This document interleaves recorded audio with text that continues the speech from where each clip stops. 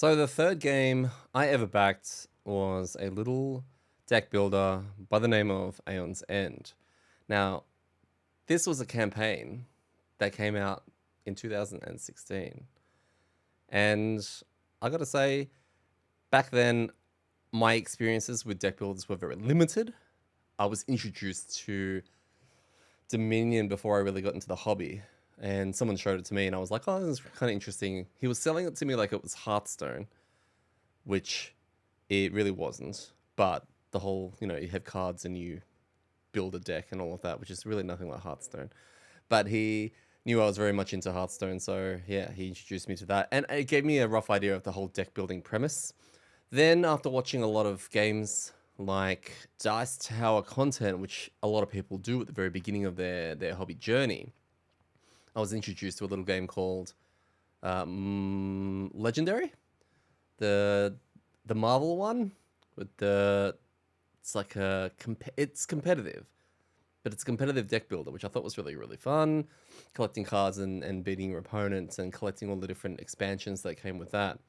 And I gotta say that was pretty cool. It today looking back, it wasn't the greatest thing in the world, but it was really interesting in that you can create a deck building space that's competitive with that concept from Dominion and make it, I don't know, interesting. And then slap a really, because Dominion had no theme, slap a Marvel theme on top of it, and all of a sudden you've got an amazing kind of game, right?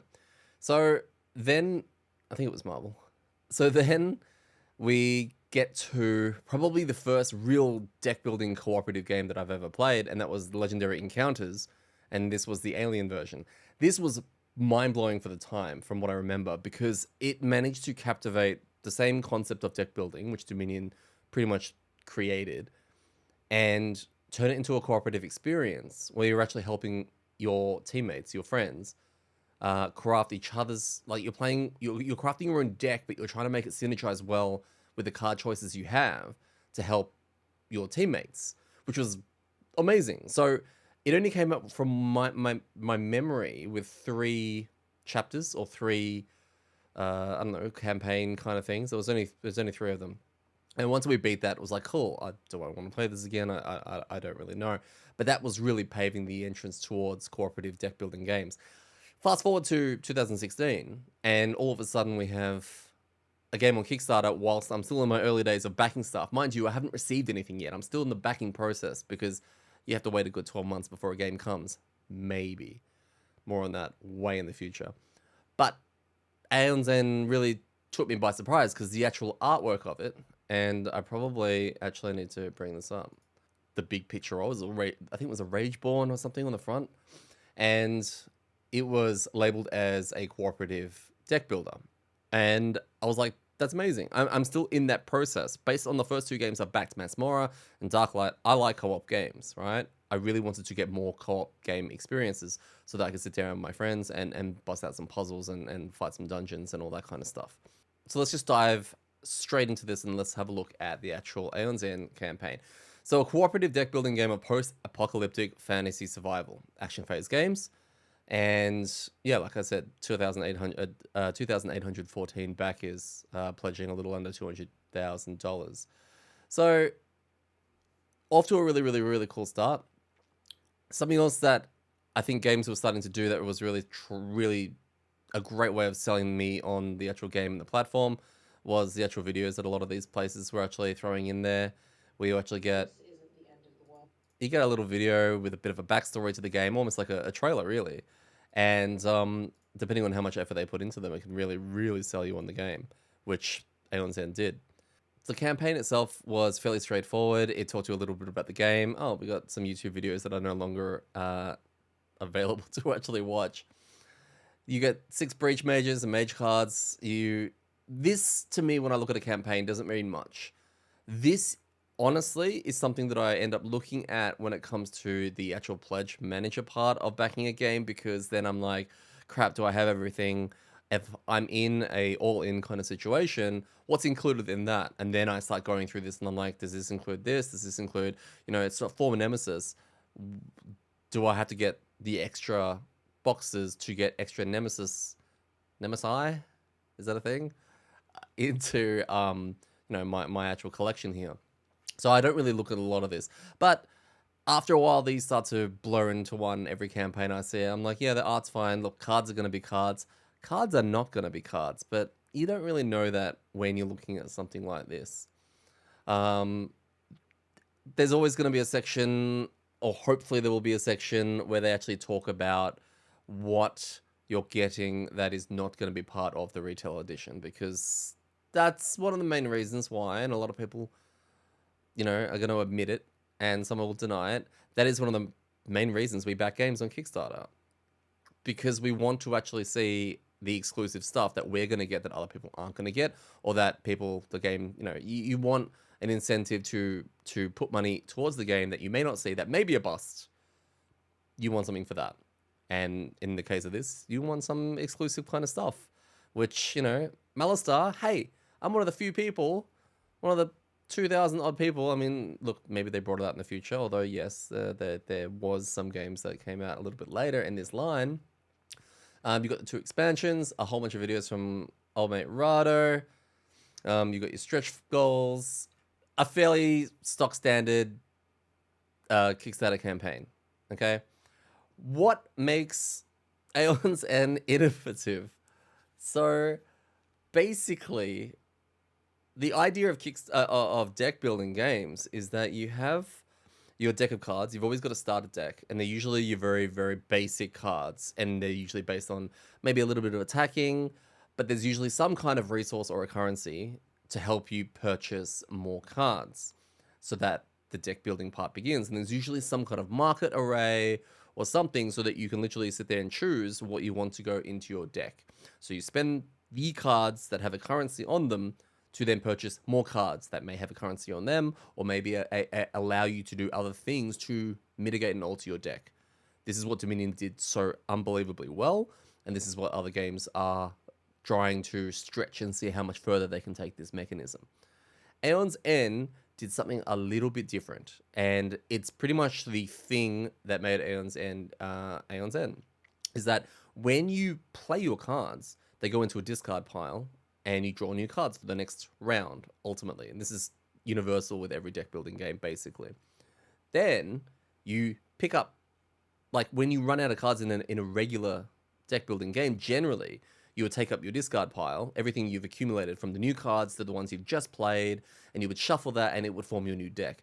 And as you're adding to this deck, you're customizing the deck to an extent, okay? Aeons End changed this and flipped it on its head, in that when you're playing and discarding your cards, you can play them and discard them when they go into your discard pile in any order you see fit, because that's important. When you run out of cards in your draw deck, you just flip your discard pile. What's the word I'm looking for? Upside down? Like, you flip it over. You don't shuffle it. You never shuffle your deck, which was a completely different concept when it came to deck building. So all of a sudden, you had to really plan about not only the cards you were playing, but the order that they went back into the discard pile, because that factored in when you reset your deck for a round where you had no cards left. All of a sudden, you've got all the cards that you've put in there in a certain order, which really opens up the amount of combos and synergies that you can really create, because of this whole tiny rule change. And Aeons End took that and absolutely ran with it. That, along with the fact that you've got a nemesis that's attacking the town, and you need to play your cards to actually destroy the nemesis and its minions, helping each other, charging, what do you call them? Charging spells in the breaches, because you're all called breach mages. Really, really, really cool. So let's have a little look at the section where they talk about what makes it different to the games that you've played in the past, like Dominion and Legendary Encounters and all of that. So you've got spells and breaches. So you've actually got spells, and you play them, instead of just you play the card and it's like do 2 attack to whatever. You have these little chambers just above your player mat, and those chambers are like they're breaches ultimately. And some of them will start open, which allows you to just place a spell in there, right? And others will be locked, and you have to actually spend resources to mitigate and open them ultimately. So this is all coming down to how you're going to use your main resource, right? And how you're going to plan for the future. At the very beginning of your turn, any spells that you have in those breaches can be fired. You can just fire it.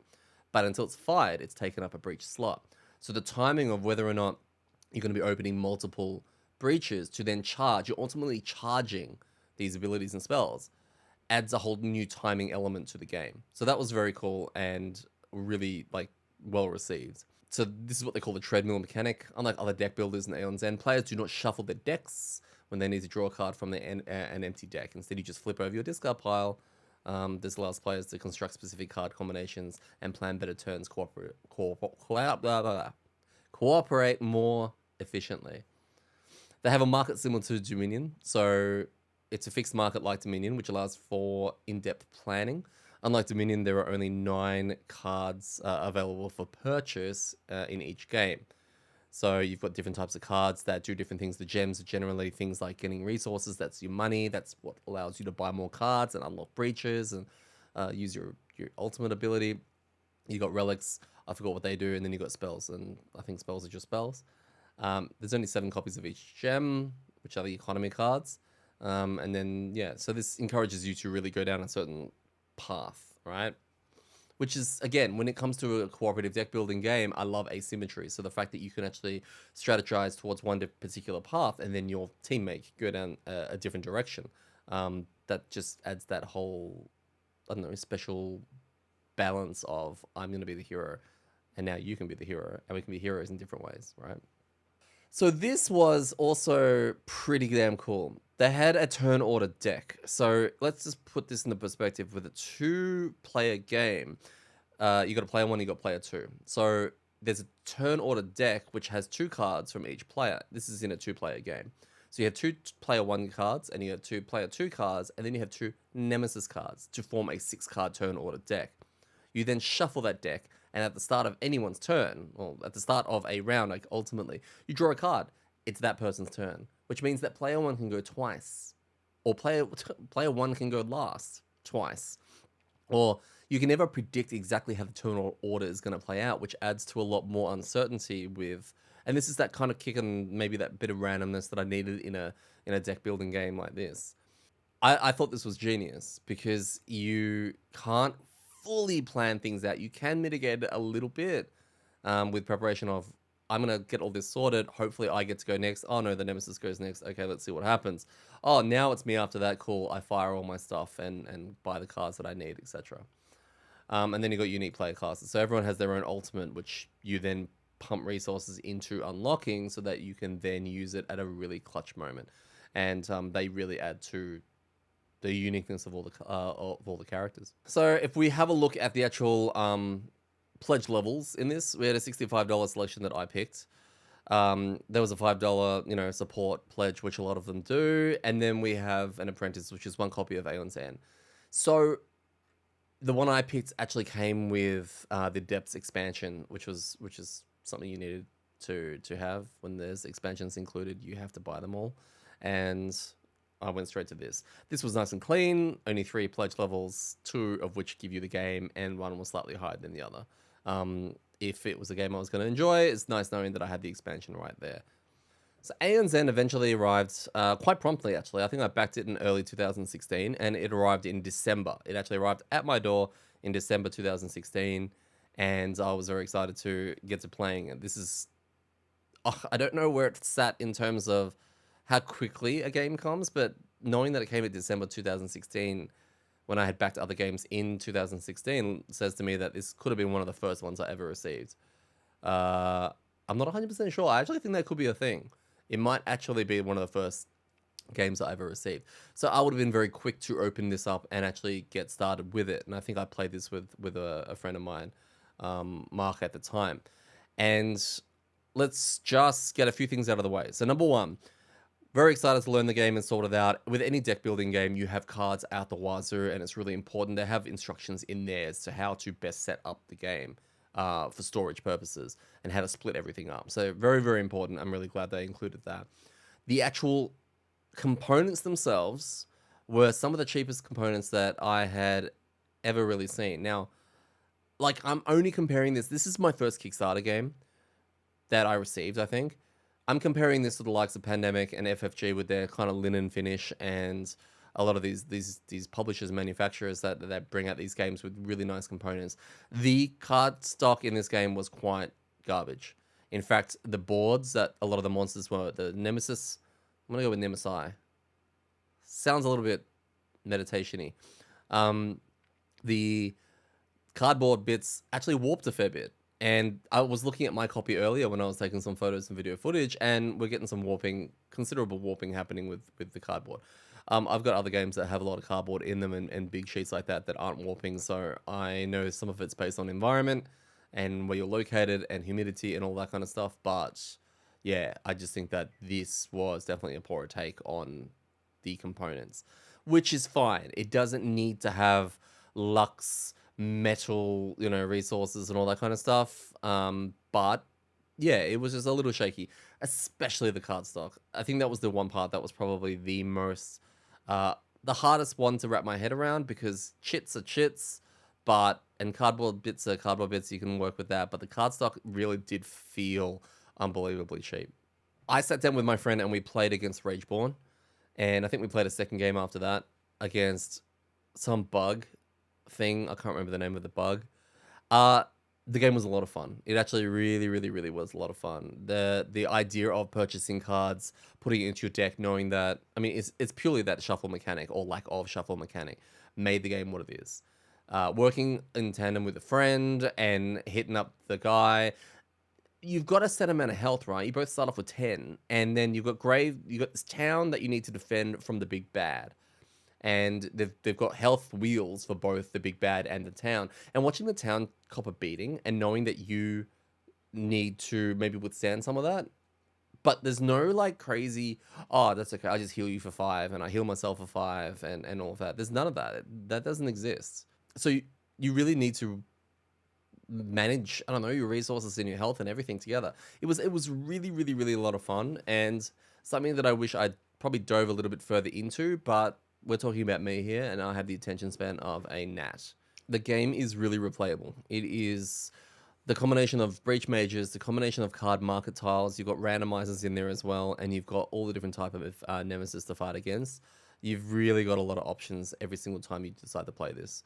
I praise that. This is something that I ran into with Legendary Encounters Alien, that after we won the third one, I really had no urge to go back and play it. I thought it was brilliant and I really liked it, and then it kind of sat on my shelf and it's never come out again. I don't think I'll ever play it again either. I think it's just gonna sit there as, wow, that was really, really good and quite a fun experience. Now in saying that, I would actually see myself playing that again because it's been so many years. I just remember how it felt. So this kind of feels not as epic as that, but it has a lot. It's still epic, but it has a lot more options when it comes to long-term replayability. Do I still play Aeons End, and have I played it? No. The answer is no. I have not played this in many, many, many years. Do I intend to play it again? After unpacking it and having a look at the components again and having a rehash of the rules, which really wasn't that hard, yeah, I can definitely see myself playing this again. I will probably look to play some of this actually in the near future, actually, so we'll have to wait and see.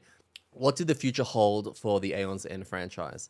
So I believe that they have pumped out so many, this game was successful. It was very successful, and they brought out multiple expansions. Now, they all did them through Kickstarter. They brought out Aeons End War Eternal, which will be featured, I guess, because that's something I did back as a future a game, and I have it in my room and have not opened it.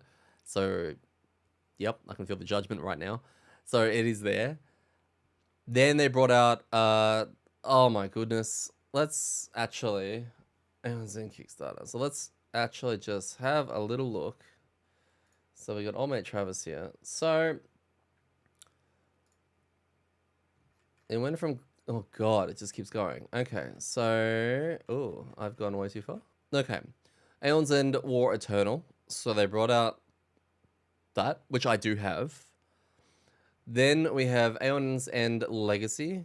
So this was probably jumping onto the idea of the Legacy system, which is seen in a lot of games. Very cool. did not back, have not played, know nothing about. But this is showing the longevity of, I guess, the game. Then you got Aeons End, The New Age. No, absolutely nothing about that one as well. But it's so cool to see. And look, the backer numbers are going up, right?